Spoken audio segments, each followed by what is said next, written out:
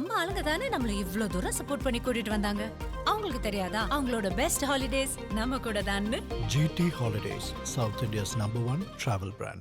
Touring டாக்கெட் சசிகளுக்கு வணக்கம். வாங்க லென்ஸ் நிகழ்ச்சிக்கு போகலாம்.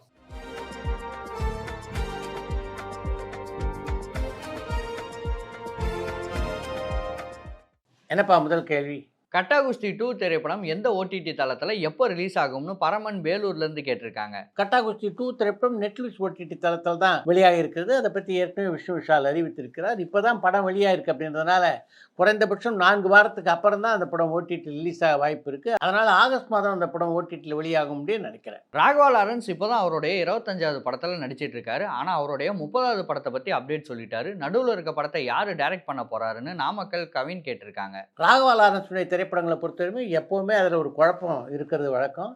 அதெல்லாம் ராகவா லாரன்ஸ் தான் தெளிவுபடுத்தணும். என்ன காரணத்தாலோ அதையெல்லாம் அவர் தெளிவுபடுத்த மறுக்கிறார். இதயமுரளி படத்துடைய ட்ரெய்லர் நீங்க பாத்தீங்களா? அந்த படத்து மேல எதிர்பார்ப்பு உங்களுக்கு எந்த அளவுக்கு இருக்குன்னு கண்ணன் திருநெல்வேலியில இருந்து கேட்டிருக்காங்க. இதயமுரளி படத்துடைய ட்ரெய்லர் எனக்கு ரொம்ப பிடிச்சிருக்கு. ரசிகர்களுடைய ஆர்வத்தை தூண்டுகின்ற விதத்திலே அந்த ட்ரெய்லர் அமைந்திருப்பதாகத்தான் நான் பார்க்குறேன். பாக்யராஜோடைய மறைவுக்கு ஊர்வசி வரல, அதுக்கு காரணம் என்னவா இருக்கும்னு திருப்பூர்ல இருந்து குமரன் கேட்டிருக்காங்க. ஊர்வசியை கதாநாயகியை அறிமுகப்படுத்தியது பாக்யராஜ் தான். இன்றைக்கு திரையுலகிலே ஊர்வசி எந்த இடத்துல இருக்கிறாரோ அந்த இடத்துல அவர் இருப்பதற்கு காரணமானவரும் கே பாக்யராஜ் தான். அப்படி இருக்க அவருடைய மறைவுக்கு அஞ்சலி செலுத்துவதற்கு ஊர்வசி வராமல் இருப்பாங்களா? ஊர்வசியை பொறுத்த வரைக்கும் அவருடைய மனதை திடப்படுத்தி கொண்டு உயிரற்ற உடலாக பாக்யராஜை அவங்களால பார்க்க முடியல. அதன் காரணமாகத்தான் அவர் வீடு வரை வந்த ஊர்வசி அங்கேருந்து அப்படியே திரும்பி போய்விட்டார். பிரதீப் ரங்கநாதன் படத்தை லோகேஷ் கனகராஜ் ப்ரொடியூஸ் பண்ண வாய்ப்பு இருக்கான்னு இந்தோனேஷியால இருந்து ரகுவரன் கேட்டிருக்காங்க. பிரதீப் ரங்கநாதன் இயக்குகின்ற படத்தை இப்போதைக்கு லோகேஷ் கனகராஜ் தயாரிப்பதற்கான வாய்ப்புகள் இல்லை. சில வருஷத்துக்கு முன்னாடி ஓடிடியில் படங்களும் ரிலீஸ் ஆகும். ஆனால் இப்போ அதிகமாக வெப் சீரிஸ் மட்டும்தான் ரிலீஸ் ஆகுது. அதுக்கு காரணம் என்னன்னு அஜய் ஒசூர்லேருந்து கேட்டிருக்காங்க. இப்போ திரையரங்குகளில் எல்லா தமிழ் படங்களும் மிகச்சிறப்பாக ஓட ஆரம்பித்திருக்கின்றன. அதனால் எல்லா திரைக்கலைஞர்களும் தங்களுடைய திரைப்படங்கள் திரையரங்கில் வெளியாகணும் அப்படின்றதுல மிகுந்த ஆர்வம் காட்டுகிறார்கள். அதனால தான் ஓடிடியில் இப்போல்லாம் பெரும்பாலும் படங்கள் நேரடியாக ஒளிபரப்பாவதில்லை. நடிகை ராதிகா ஏதாவது படத்தை ப்ரொடியூஸ் பண்ணியிருக்காங்களான்னு பிரேம் கடலூர்லேருந்து கேட்டிருக்காங்க. மீண்டும் ஒரு காதல் கதை, சென்னையில் ஒரு நாள், புலிவால், இது என்ன மாயம் போன்ற பல படங்களை தயாரித்திருக்கிறார் ராதிகா. நடிகர் ரஜினி இதுக்கு முன்னாடி டாக்டரா நடிச்சிருக்காரா இல்ல தர்மன் தான் ஒரு டாக்டரா நடிக்க போற முதல் படமானு பரமன் வேலூர்ல இருந்து கேட்டிருக்காங்க. சூப்பர் ஸ்டார் ரஜினிகாந்த் மனநல மருத்துவராக சந்திரமுகி படத்தில் நடித்திருக்கிறார். அதை தாண்டி வேற எந்த ஒரு திரைப்படத்திலும் அவர் மருத்துவராக நடித்தது. சூர்யா திரும்பவும் சிங்கம் பிரான்சிஸை கையில் எடுக்க வாய்ப்பு இருக்கான்னு சச்சின் சேலம்ல இருந்து கேட்டிருக்காங்க. சரியான கதையோடு இயக்குனர் ஹரி சூர்யாவை சந்தித்தார் என்றால் சிங்கம் படத்துடைய அடுத்த பாட்டு உருவாவதற்கு வாய்ப்புகள் இருக்கு. பேன் இந்தியா அப்படிங்கிற சிஸ்டம் வந்துருச்சு. இதனால நடிகர்கள் மற்ற மொழி படங்கள்ல நேரடியா நடிக்கிறத நிறுத்திட்டாங்க. இது ஆரோக்கியமானதான்னு சச்சின் சேலம்ல இருந்து கேட்டிருக்காங்க. பேன் இந்தியா படங்கள் உருவாக தொடங்கி விட்டதுனால நடிகர்கள் மற்ற மொழிகளில் உருவாகின்ற நேரடி படங்களில் நடிக்கிறது இல்லை அப்படின்ற உங்களுடைய கருத்து எனக்கு உடன்பாடு இல்லை. இப்போதும் அப்படி நடித்து கொண்டு தான் இருக்கிறார்கள். குற்ற பரம்பரை படத்தை சசிகுமார் தான் டைரக்ட் பண்ண போறாருன்னு சொன்னீங்க. அந்த படத்தில் அவர் நடிக்கவும் போறாரான்னு திருச்சியிலேருந்து அருண் கேட்டிருக்காங்க. குற்ற பரம்பரை வெப் சீரிஸை இயக்கி அதில் நடிக்கவும் இருக்கிறார் சசிகுமார். சிவகார்த்திகேயன் கிட்ட இருந்த யதார்த்தமான விளையாட்டுத்தனம் இப்போ குறைஞ்சிட்டே வருது. அதுக்கு காரணம் என்னன்னு பூர்ணிமா வடபழனியிலேருந்து கேட்டிருக்காங்க. திரையுலகிலும் சிவகார்த்திகேயனுடைய வயசு ஏறிக்கிட்டே இருக்கு இல்லையா? அதுக்கான மெச்சூரிட்டி அவர்த்தையும் வரத்தானே செய்யும். களவாணி 3 படம் உருவாக வாய்ப்பு இருக்கான்னு நாமக்கல்ல இருந்து கவின் கேட்டிருக்காங்க. களவாணி 2 திரைப்படம் மிகப்பெரிய வெற்றியை அடையாதனால களவாணி 3 உருவாவதற்கான வாய்ப்புகள் கொஞ்சம் குறைவாக இருப்பதாக நான் பார்க்குறேன். கட்டா குஸ்தி 2 படம் நீங்க பாத்தீங்களா? அந்த படத்துல எழில் படத்துடைய சாயல் இருக்கு. அது எப்படின்னு திருச்சியிலிருந்து சஞ்சய் கேட்டிருக்காங்க. கட்டா குஸ்தி திரைப்படம் நல்லதொரு கமர்ஷியல் திரைப்படமாக அமைந்திருக்கிறது. அந்த படத்தின் இயக்குனரான செல்ல ஐயாவு எழிலிட்ட உதவி இயக்குனராக பணியாற்றியவர். அப்படி இருக்க அவர் இயக்கியுள்ள இந்த படத்தில் எழிலுடைய சாயல் எப்படி இல்லாமல் இருக்கும்? கென் கருணாஸ் அவருடைய அடுத்த படத்தை ஸ்டார்ட் பண்ணிட்டாரான்னு திருச்சியிலிருந்து சஞ்சய் கேட்டிருக்காங்க. கென் கருணாஸ் நடிப்பில் அடுத்த படத்தை தொடங்கிட்டார். ஆனால் இயக்குவதில் இன்னும் தன்னுடைய அடுத்த படத்தை அவர் தொடங்கலை. பாரதி ராஜா, பாக்யராஜ், இளையராஜா 3 பேரும் ஒன்னா சேர்ந்து படம் பண்ற ஐடியால இருந்தாங்களான்னு கோவைப்புதூர்ல இருந்து பாபு கேட்டிருக்காங்க. பாரதி ராஜா, பாக்யராஜ், இளையராஜா ஆகிய 3ம் இணைந்து ஒரு படத்தை உருவாக்குகின்ற எண்ணத்தில் இருந்ததாக எனக்கு தெரியல. காரைக்குடி நாராயணன் அவர்களுக்கும் உங்களுக்கும் நட்பை பற்றி சொல்ல முடியுமான்னு கோவைப்புதூர்ல இருந்து பாபு கேட்டிருக்காங்க. காரைக்குடி நாராயணன் கதை வசனகர்த்தாவாக இருந்த காலகட்டத்திலிருந்தே என்னுடைய நெருங்கிய நண்பர். அந்த காலத்திலேருந்து இன்று வரை அந்த நட்பு எங்களுக்கிடையே தொடர்ந்து கொண்டுதான் இருக்கிறது. இப்பவும் குறைந்தது மாதத்துக்கு ஒரு முறையாவது பேசுவதே நாங்கள் வழக்கமாக வைத்துக் கொண்டிருக்கிறோம். சிம்பு நடிச்ச வாலு படத்துடைய சேட்டலைட் ரைட் சன் டிவி கிட்ட தான் இருக்கு. ஆனா இன்னுமே அந்த படத்தை டெலிகாஸ்ட் பண்ணாம இருக்காங்க. அதுக்கு காரணம் என்னன்னு கார்த்திக் பழனியிலிருந்து கேட்டிருக்காங்க. வாலு படத்தினுடைய சேட்டலைட் ரைட்ஸ் இருந்தும் அதை சன் டிவி ஒளிபரப்பலைன்னா அதுக்கு பல காரணங்கள் இருக்கலாம். அந்த ரைட்ஸ் முடிந்திருக்க கூட வாய்ப்பு இருக்கு. வெற்றிக்காக போராடுற லைக்கா நிறுவனம் அவங்க ரீசெண்டா தயாரிச்ச சிக்மா படத்தை உலகமே எதிர்பார்க்கிற ஸ்பைடர்மேன் படத்தோட ரிலீஸ் பண்ண போறாங்க. அப்புறம் எப்படி அந்த படத்துக்கு வரவேற்பு இருக்கும்னு மத்தீஷான் ஸ்ரீலங்கால இருந்து கேட்டிருக்காங்க.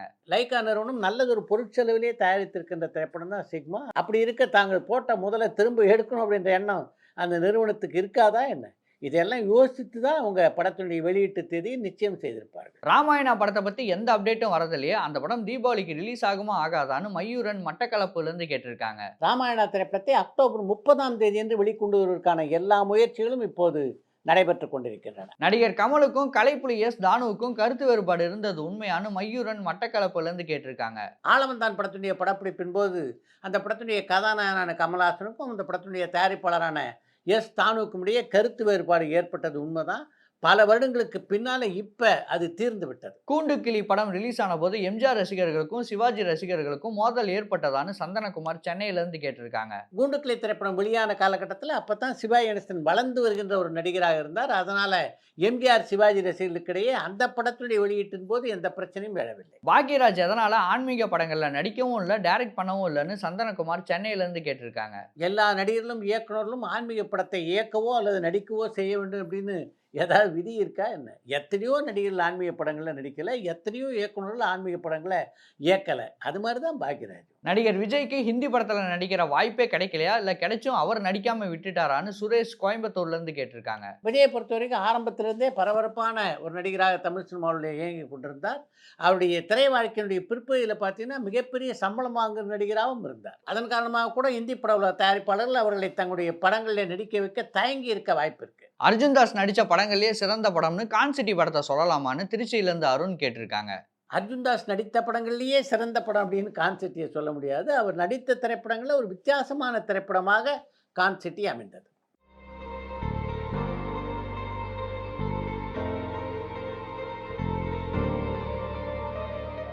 நடிகர் பிரகாஷ்ராஜ் ஏதாவது தமிழ் படத்தை தயாரிச்சோ இல்ல டைரக்ட் பண்ணியோ இருக்காரான்னு பரமன் வேலூர்ல இருந்து கேட்டிருக்காங்க. நடிகர் பிரகாஷ்ராஜ் தயா, நாம், அழகிய தீயே, கண்ட நாள் முதல், பொய், மொழி, வெள்ளித்திரை, அபியும் நானும், இனிது இனிது, பயணம், மயிலு, கௌரவம், உன் சமையல் அறையில் உட்பட பல திரைப்படங்களை தயாரித்திருக்கிறார். இதில் உன் சமையல் அறை படத்தை தமிழ், தெலுங்கு, கன்னடம் ஆகிய 3 மொழிகளிலும் அவர் இயக்கியும் இருக்கிறார். அடுத்து இன்று ஒரு தகவல்.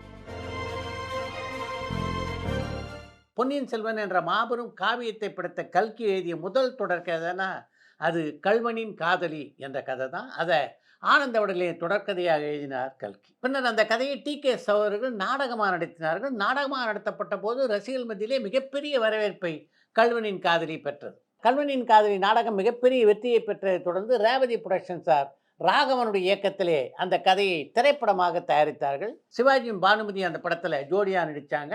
அவங்க 2 பேரும் சேர்ந்து நடித்த முதல் திரைப்படமாக கல்வனின் காதலி படம் அமைந்தது.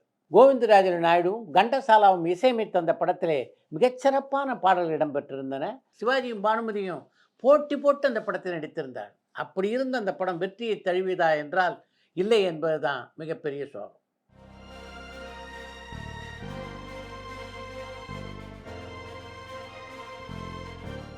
இத்துடன் இன்றைய லஞ்ச் நிகழ்ச்சி நிறைய வருகிறது. மீண்டும் அடுத்த லஞ்ச் நிகழ்ச்சியிலே சந்திப்போம்.